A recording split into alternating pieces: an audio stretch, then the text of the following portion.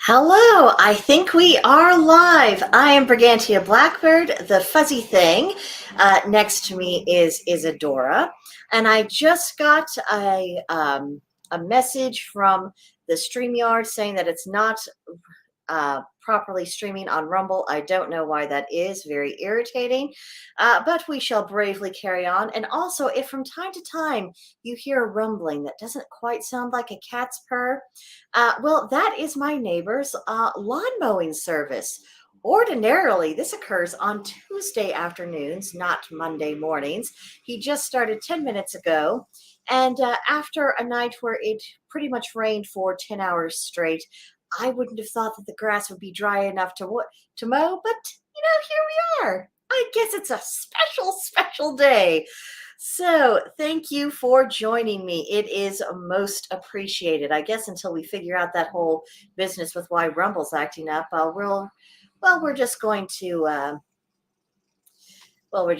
really focus our streaming efforts on YouTube. I guess that's what we'll do until I figure out the technical issue. But that is not what's important. What is important is our topic today, which is the exploration of the American Paganism and Witchcraft project.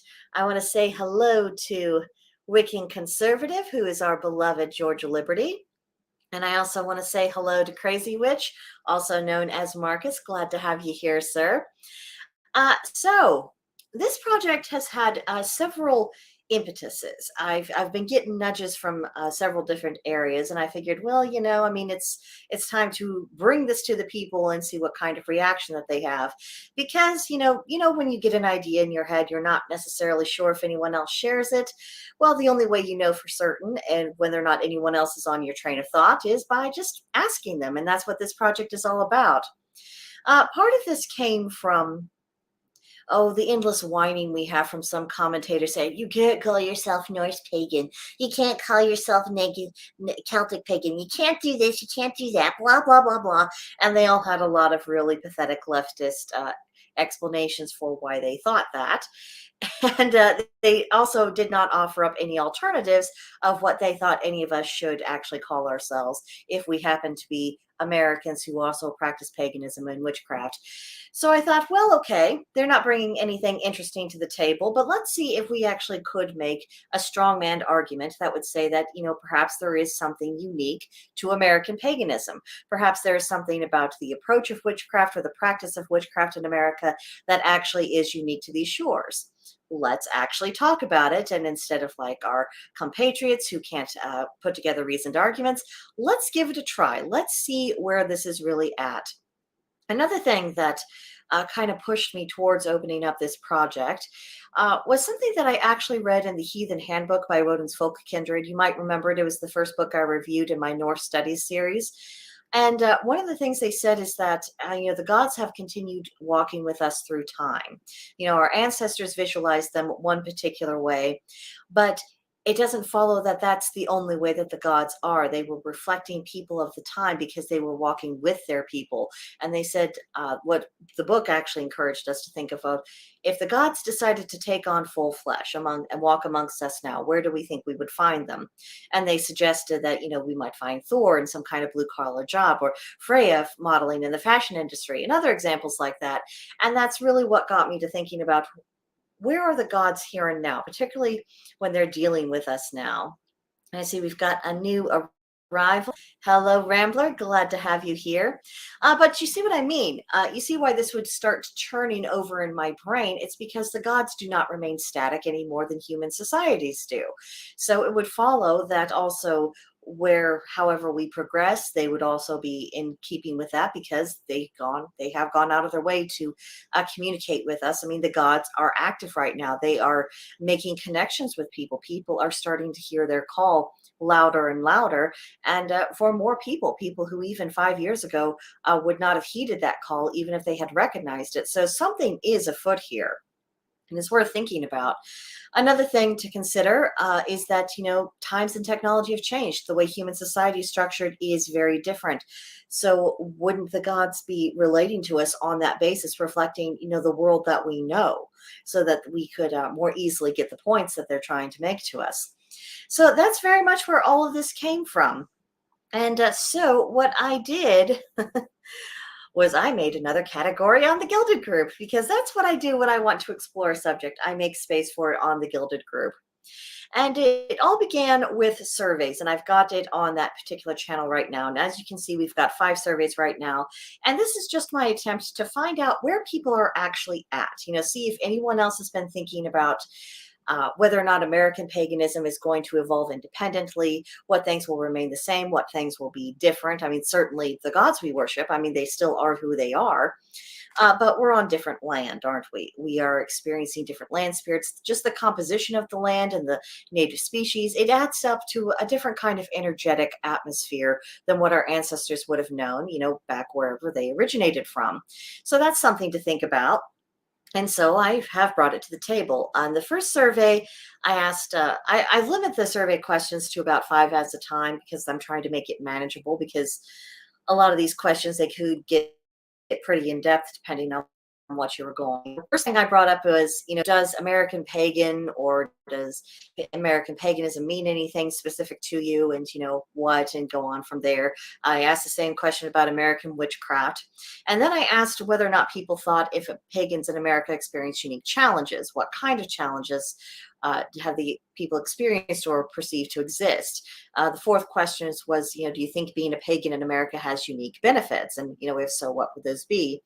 And then the last question I asked in this first survey was if anyone thought that ancestral veneration or connection with the land was more or less complicated for American pagans, just because many of us are, if not particularly period of time. And of course, depending on what side of your family you're looking at, who has been here for how long becomes even more complex. Just my own mother's family, they came over in the 1880s, but my father's family has been here for at least 400 years. So there's that to consider. And I see that Marcus has something to say to us. He says that witchcraft and paganism have been exploding all over the place. It's amazingly beautiful seeing the organic rise of the ancient beliefs again. Yeah, I mean, it really, really is. And I want to encourage that. And I also I want to take kind of an approach to paganism that is, I look where I live first. You know what I mean? Because so often we're encouraged to look across the continents, go across the ocean, travel across the continents, at least informationally wise, and ask yourself what people 2,000 years ago in a different country whose language you don't speak, whose religion has only recently been resurging, what did they think and how did they operate? And I'm thinking, maybe even though there's so much value in studying what was, and that has absolutely laid the necessary foundation for us in the here and now, maybe it's time to go beyond that and think about, where do I live? Not just what country am I in, especially for us Americans. We live in a massive country with all kinds of different environments, but make it more local. What's going on in your state? What's going on in the county in which you reside? What is really, but also with the various elemental spirits and nature spirits and anything else, what is going on there? And that's really where I'm trying to hone in on. And that's what all of these surveys are really about. And I am not the only person who's allowed to make a survey. Anyone who comes up with 5 questions that they think needs to be addressed, kind of check and make sure the question hasn't already been asked. But if it hasn't, don't be bashful. Make that, add it to it, and go ahead and answer the questions that are already there, because I'm wanting to collect data. And unless someone brings up ideas of fictional paganism or anything like that, that I will say something about that. But beyond that, I'm really not wanting to comment on what anyone is reacting to. I just want to see where people are, what they are thinking, and I don't want to I I don't want to I don't want to say poison the well. I don't want to have any undue influence. I don't want anyone to be concerned with what I'm thinking or saying or reacting to. I just want to get as clean of a sample size of what people actually believe and what they perceive as what is possible. And hello to Miss Amanda, who is taking a movie break. I'm happy that you are here too, Amanda, and I hope I keep you entertained. Moving has been really hard work. I cannot wait till you and your family are settled, because I I want to have you back on the channel. There are things we simply must discuss, but I didn't want of throw things on was very nice. But yes, absolutely. Glad we have Miss Amanda here. That is good stuff. But back to what we've got going on here. We don't just have surveys in which people are offering their opinions. And again, with the surveys, the one last point I want to make, don't feel like you need to study up or do any kind of research before you ask questions. It is simply about what you think. That's all. Just what you think, not what you've researched, not what somebody else thinks, not what a famous author thinks. What do you think? How are you reacting? So bear that in mind. So the next channel that I put in here was American deities. And I'm not saying that here are the pagan gods of America or anything else officious like that. This is merely what kind of gods do we all think have something of the American spirit when we think of American culture or a more Americanized view of the world? What various deities do we see have something within that, or that they could relate to it? And it's just you do what I did here. I submitted Loki for a lot of reasons, not just because I follow him, but also because he is a god with great transformational power. And the very existence of America was very transformational. It was really looking at how things have been done for centuries and saying, maybe we don't. Maybe we try something else. Maybe we look to the past, which just so happened to be pagan societies, see how they did that, make some tweaks here and there to try to fix some things that they didn't necessarily think of back in ancient times, and see if we can have a workable system that's a bit more just, something that's more livable for everyone. That was hugely transformational. So I didn't think that a discussion about American deities would be complete without at the very least mentioning Loki. And I intend to bring up more. And again, with all of these channels, please bring your own thoughts to the table, not just reacting to anything that I might happen to post, but share your own thoughts. And it doesn't have to be long. I made this a document channel, and a lot of these are document channels, just so that people don't have any character limits. They can, whatever you have to say, whether it's a teeny tiny paragraph or even a sentence or two, or if you have a novel to share, whatever you can do, see what's okay.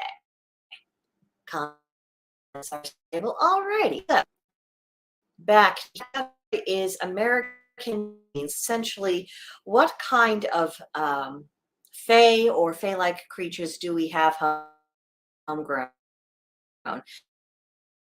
And as you can see, I haven't anything here, and I want to make sure that people know that kind of little people or things that go bump in the night that we think might be corporeal, might not be. Anything of that nature goes right in here. And in a closely related category is the idea of American cryptids. This is where we have, our Bigfoots and other stuff. I did have a video link that I shared of creatures of Native American lore, because what's in the Native American lore? Well, those spirits are still here and present and active and doing this stuff with us right now. And sometimes we're having very similar experiences to what the tribes are related. And sometimes people are having very different experiences. And I want to start combining that information, seeing what is really going on, because even with entities or beings with whom the native tribes got off on the wrong foot, the reasons about what went wrong in that relationship, we just don't know. And there's nothing to say that there could not be a period of time in which maybe that could change and we could get things off onto a little bit more of an even keel or something less hostile.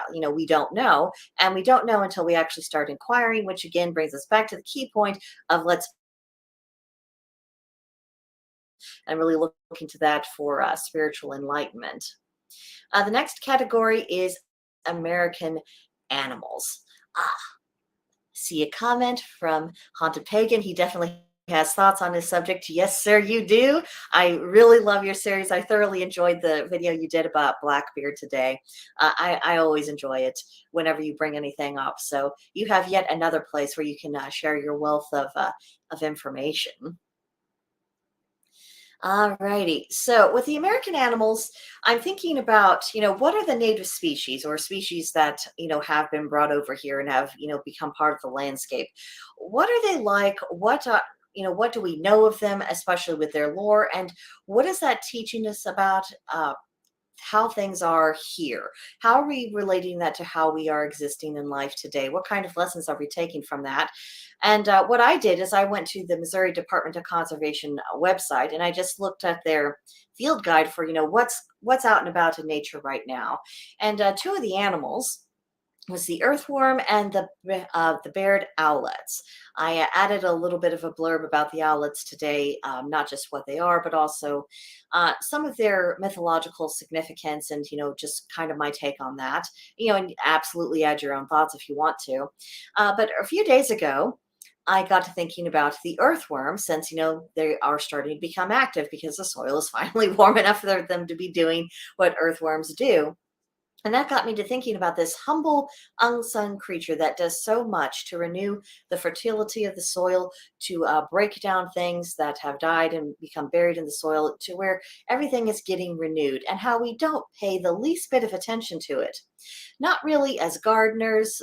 I mean, fishermen, certainly pay attention to earthworms because I understand they make lovely bait, but we don't really think about earthworms, not in our mundane lives, and we also don't really think about them spiritually. Which, that once I realized that really got to bothering me, because one of the things you learn when you study the craft is that everything, absolutely everything, from inanimate objects to plant life to animal life to people, everything has something to teach. Everything has a magical and a spiritual nature in addition to their corporeal form and characteristics. So this neglect of not really investigating what is a very humble unsung animal, it bothered me. So I had quite a few thoughts to share on that particular subject. So that's something to check out. Oh, let's see. What have we got next? We've got American plants. Again, I'm starting with native species, but this will certainly be expanded as time goes on. And as always, add your own stuff. Right now, this time of year, we have the Indian paintbrush. And I want to bring up the picture of that real quick because it is awfully pretty. And there it is. Growing up, volunteering here because nature decided that it was going to thrive on this particular continent. And I had never done anything magically with it. I had not even really noticed it until after I consulted the conservation field guide. There are whole swaths of flora and fauna that have not actually been given proper magical study, at least not in the modern era. And I thought, okay, as American witches, I think we've got some jobs to do. Similar thing with American minerals and metals. I did one little short article. Well, no, no, I just shared links. That's what I did, and it was about mozarkite, which is native to the Ozarks in Missouri. It's that pretty pinky stone. And yeah, I mean, things like that. I'm starting with things that are peculiar to where I live, and then I'm kind of expanding out to what's also in the state, and then, of course, what is native to the country itself. And I think this is pretty consistent with what our pagan ancestors would have done. They weren't asking themselves, what do people halfway around the world think about this, that, or the other? They're they were asking themselves, okay, what do I have near at hand that I can actually get a hold of? So the next channel is American Archetypes. So again, content coming soon, and please don't wait on me. Go ahead and get that done for sure.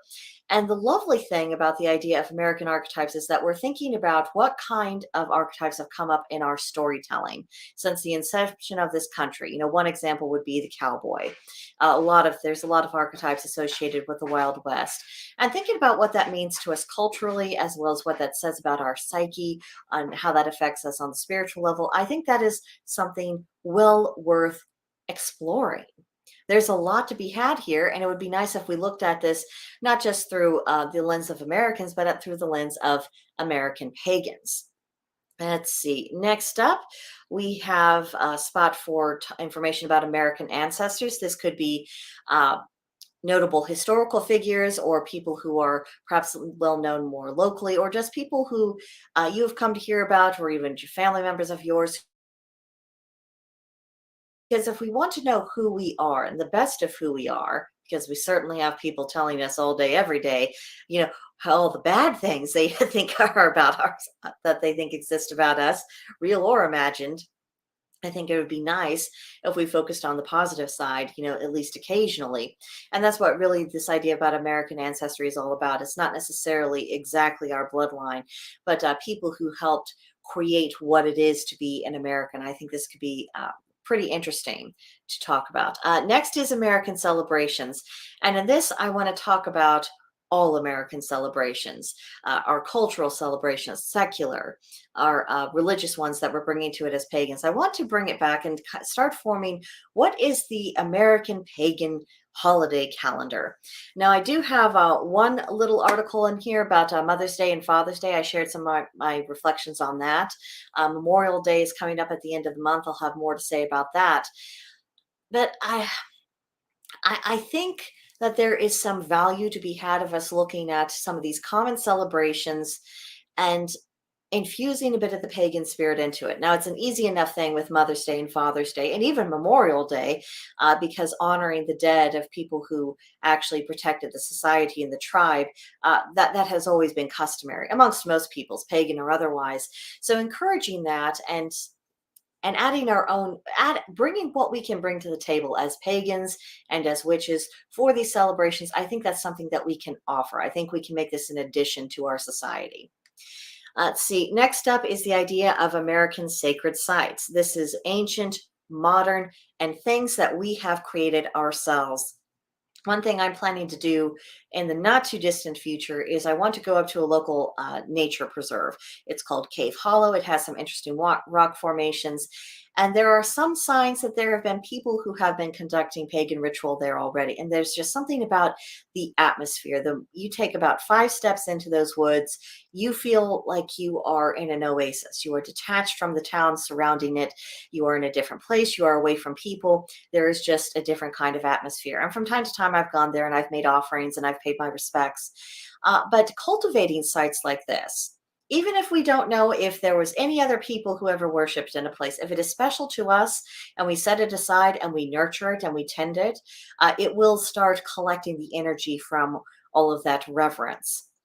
And it doesn't make sense for us not to be establishing these sites. How many of us are actually going to have the funds and the opportunity to go hopping across the pond to, ancient sacred sites for our ancestors in hopes of being able to do something worshipful and reverent there? I mean, that's just not going to be really feasible for a lot of us. And again, why are we constantly looking outside of ourselves when we are wanting to focus on our own spiritual needs?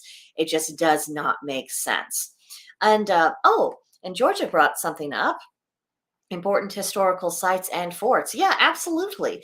It could be sacred for a wide variety of reasons, not necessarily for spiritual reasons, but just sites that matter, that should be treated with the utmost respect. I think that's something that we can explore. And of course, I have made a space on the site where we actually can explore it. So I hope more and more people take advantage of it, because there's a lot to this project, and it's not going to be just the thoughts of one woman or even just one group of people.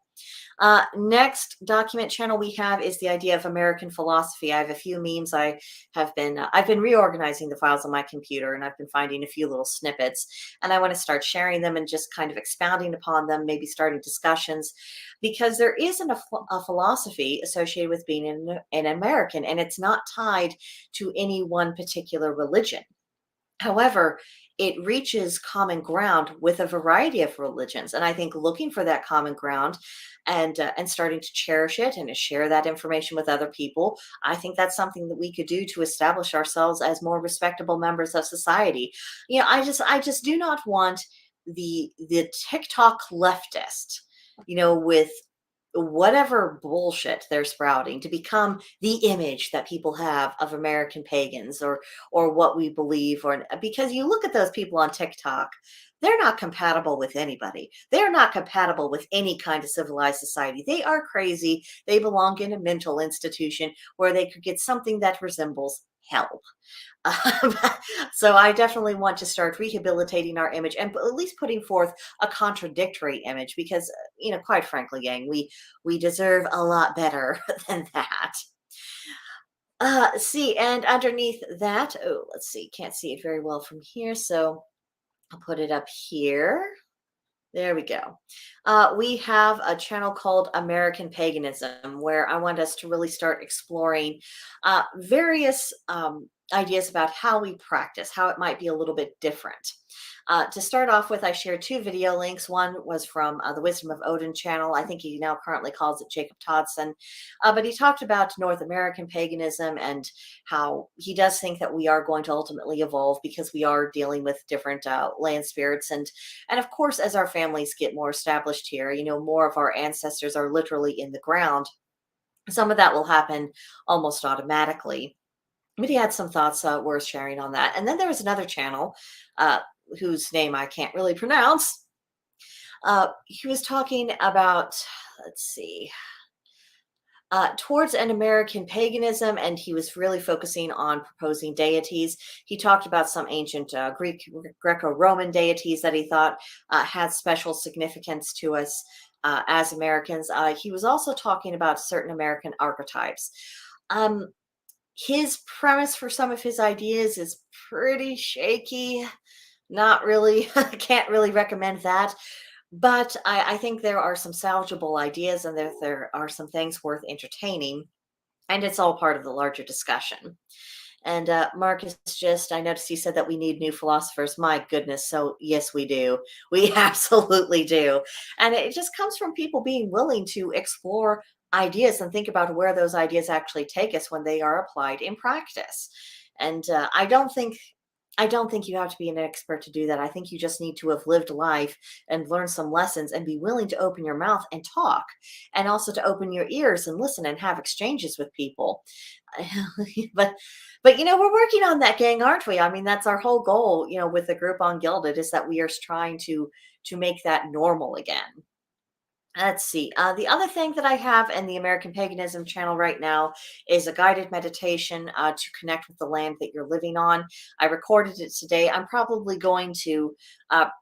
probably going to put the vocal recording that I did this morning, put it into a Canva file that hopefully you can just click on it here without having to actually download it. So I'll probably do that after we get off here. But it's about introducing yourself. It is about trying to get yourself tethered to the elemental energies as they manifest in your environment, and get comfortable with that. Get comfortable in your space and feel that. And the last channel that I have right here is American Witchcraft, and all I did was start a discussion. And one thing that came out of that discussion that I was having with another member of Blackbird's Brew is that he said that everything that has come onto American soil is changed by the land. And when he said that, I kept thinking about it. I have not been able to get it out of my mind ever since then, because we can see it with how people think, what should a system of governance really be like? That was completely turned on its head here. Even with the Abrahamic religions, they come to America and it's as though they start going through a change. There's a lot more sense of individualism. Now, part of that, at least for the Christians, is because so many of the founding Christians, they were of more Protestant denominations, which is much more focused on individual practice and their personal relationship with their God. So there is that, but there's something about the spirit of this land that just eggs that on, that is wanting to deal with you on a much more fundamental, you and the gods kind of basis. So there was that. And another thing that he really brought up is that this is our holy land. There is an amazing amount of energy, ambient, ready to be accessed, ready to be experienced, ready to be worked with, and all we really need to do is start those relationships. We just all we really need to do is start interacting with them and becoming more focused on the area of the land at which we're on. This doesn't mean that we forget our more distant ancestors overseas. It doesn't mean that we forget any of their wisdom, not by any stretch of the imagination, but it does mean that we are taking all of that and incorporating it into our actual environments. And I think that's very important. And speaking to the idea of the amount of power that is here right at our fingertips, I mean, we have to keep in mind that there are ley lines that are crisscrossing all around America. And in addition to that, if you lend some credence to the theory that the earth itself has a chakra system, well, the root chakra is actually located, at least theoretically, in the American Southwest. geographically speaking, anywhere in the country is, being encompassed by that particular chakra. So uh, I don't think it's coincidental. I don't think that is coincidental that we seem to be a people that are absolutely driven to finding out what is really what, and to not be afraid to take things right back to their bare bones and start over, and well, I guess annoy people. I think that's also very much part of the American way of, whatever it is you thought or you had in your head, we're going to re-examine that with fresh eyes, and that might be really annoying to you, but I promise we have a point for doing this. Oh, let's see. And Georgia says, beware the energy in your surroundings. Yes, absolutely. That's exactly what it is all about, and allowing it to affect us. I worry sometimes that we try to fit what's going on here into the boxes that fit our ancestral lands, and that it isn't always seeming to work that way. So that's something for us to keep in mind. And Marcus says, yes, 100% Americans are the rebels. Yeah, we absolutely are. I don't think that we can help ourselves. And this has been really a double-edged sword for our people because we are so rebellious by nature. And because I think the land itself is very rebellious, because if something does not fit here, and because of that proximity to the earth's root chakra, I think that if it's not right and it's not fitting, I think the land rejects it. I think it starts shooing it off of its surface. It's not having it. And so I think that really feeds into us as well. Now, once we've got something right and solid, we're on really good ground. But until we get there, I think it makes it very hard for us to come together more cohesively. So looking for common ground and looking for where things come together in a consistent way, paying greater attention to what we know of natural law, and furthering that research. I think that's going to be incredibly important to us going forward. And one more thing I'd like to bring up before getting off here is another conversation that recently took place in Blackbird's Brew Ungilded. Is one of the members was saying that she has these connections, very strong, very powerful connections to three different pantheons. And she had this dream. And, she had always thought that, it was about choosing between them. And you'll see that in a lot of other pagan discussions that, I'm really drawn to, to maybe the Greeks, or I'm really drawn to the Norse, or this or that. And people always tend to say, well, you'll just have to choose which way you're going to go, or you'll just have to be eclectic. And more and more, I'm beginning to think, what if that's not actually the challenge that's being put before us? Because, in America, it's pretty normal for us to have genetic backgrounds that go everywhere. Even if you're of, mostly European descent, that doesn't mean that all of Europe it was just one tribe and one culture. They were not, particularly not in the past 1,000 years. Things changed a very great deal, and people had their own concepts of who was part of their tribe and who was not. It certainly wasn't like, look, we're the same color, I guess we're all the same people. No, that was not how it worked, not by any stretch of the imagination. So what if, instead of choosing amongst things, what if the solution is really to look at what values do these particular deities that have these calls upon our heart, what values do those deities have in common? I think that's a much more interesting question to explore, because if you can find the commonalities, I think that is puts you on the path towards integration, not just eclecticism, but an actual integration of paths. Why is it that all these various deities are reaching out to one particular individual? What do they have in common that gives someone hopefully a clue on where they really need to tailor their path? What direction do they need to go? At least that's the current operating theory. For example, if someone really felt torn between, say, the Greeks, the Norse, and the Celts, well, what things do those pantheons have in common? Well, three things came to my mind straight away: reverence for the gods, the spirit of hospitality, and the pursuit of personal excellence.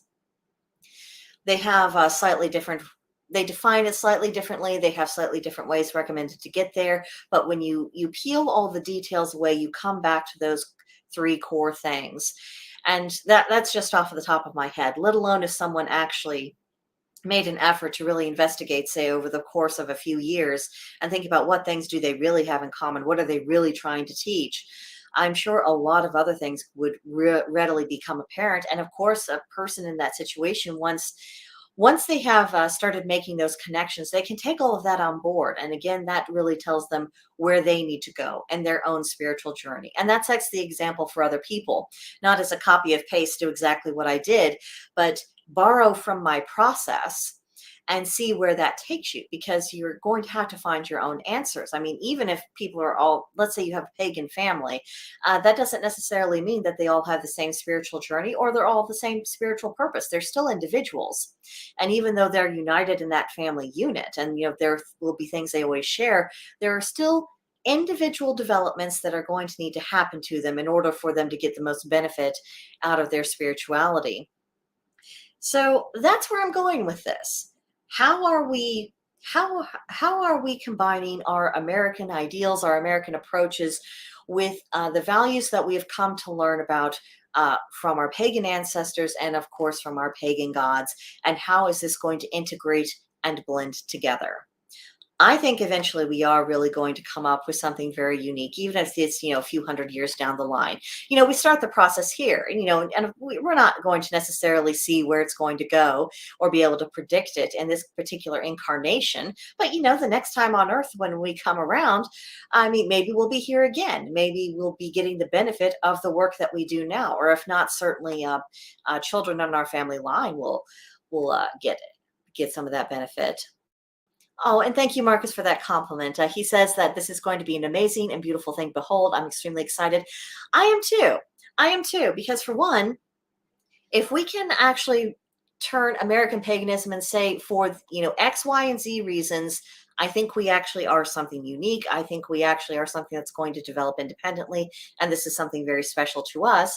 Then that can cut out some of the labeling and names and who counts as what and who's who and who's real and who's a LARPer. I think we can set aside some of those arguments because we'll be operating on, I think, perhaps a firmer foundation, because it's not just about the past. Even though we're taking what's good from the past and bringing it forward, it's also going to be reflective of where we are now, because we can't go backwards. We're not going to just recreate and reinvent the world that our ancestors had. That's not possible. That's not the way time works. But we can take their wisdom forward, and certainly we have our connections with our ancestral gods. I mean, my goodness, they are very aware and very awake, and they seem to be going well out of their way to actively interact with people and to provide guidance, which has been incredibly valuable. I think we do have something to offer, and if we can prove that, and I'm not saying we're going to be able to have a foolproof argument, something that's unassailable and, you can't poke any holes in it. I'm not saying we're going to get there tomorrow, but I think that we can get there ultimately. And that means we can set aside, all of those boring arguments about whether or not you count as a Norse pagan or a Celtic pagan or in any other kind of pagan. I think we can get beyond a lot of the stuff. Oh, and quite right, Marcus. He says that time is not a circle, but a corkscrew. Absolutely, that 1000%. And then the haunted pagan, who, if you have not checked out the American Folklore and Paranormal podcast, you really should. But he says, I've had these thoughts for a long time. Thank you for bringing these things to light. It's my pleasure. I have started throwing these things out there because I wanted to see if this was just inside my head or if I actually was picking up on something that's going on in the ether. And you don't know until you put it to the test. And you've got to put things to the test, because sometimes the impulses that we're getting, it's very specific to our own personalities and our own personal histories.